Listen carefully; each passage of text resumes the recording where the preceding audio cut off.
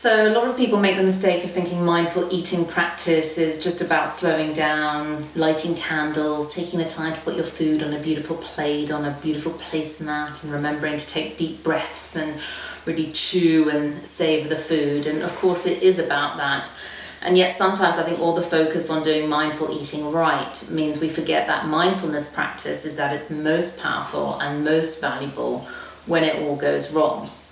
So to give you an example, when I take on a new client who's struggling with food or eating or weight, I'm a psychotherapist specialized in disordered eating, by the way.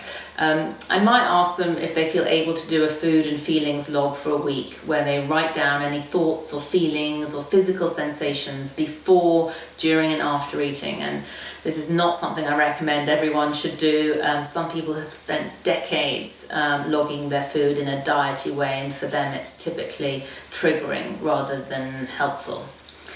Anyway, but for the people that do it, 9 out of 10 times what I get back from them is the following. It'll be filled out beautifully for a day or two or however long things are going well. And then as soon as things go wrong, it goes blank or there's just the word binge written down. There's typically zero description of thoughts or feelings or sensations. That all goes out the window.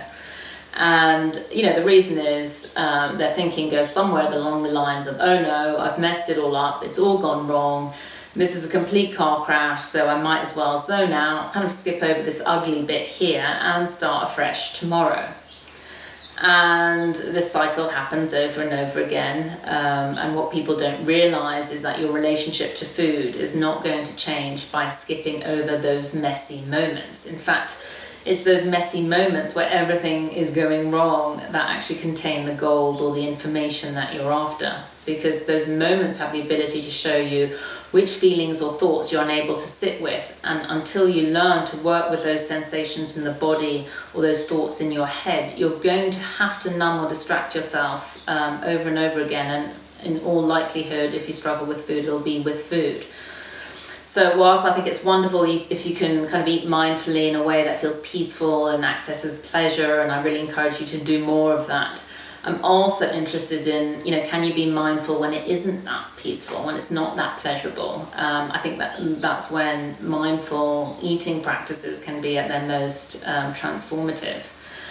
You really want to get to the point where you're so curious genuinely about what happens in your mind and in your body when you're supposedly going off track with food that you're nearly looking forward to those times. And you become like the little scientist or anthropologist who's just watching what happens in a really non-judgmental way, as if you're kind of conducting or watching an experiment. What thoughts are going through your mind? Are they true? What happens when you believe them? Or, if you focus in on the body, what sensations or feelings show up in the body? Where are you like bracing or tightening because you're like, oh, I don't want to feel what's underneath there. And pay particular attention to endings or transitions. So what happens at the end of a meal? When the food on your plate is nearly finished, is there some anxiety or a sense of tension or loss or even some grief? Does it feel like, oh no, my only source of pleasure is ending and I'm not ready for it to end? Or, what do? Do you take the edge off that odd ending by adding a second helping quickly? Or do you scarf the food down so you can kind of rush over that slightly uncomfortable transition? Or do you immediately start thinking about dessert or something sweet? Or maybe you distract yourself from the entire thing by scrolling through social media or switching on the TV.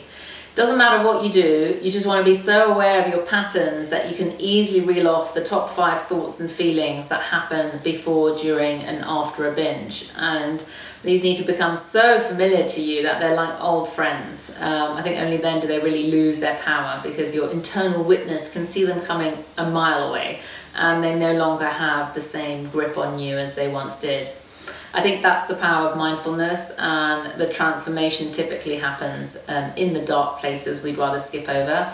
So my challenge to you is to look forward to when things are going wrong with food, because therein lies the deeper solution to healing your relationship with food and weight. So if you make any discoveries, do let me know in the comments section. Thank you so much for taking the time to watch this video.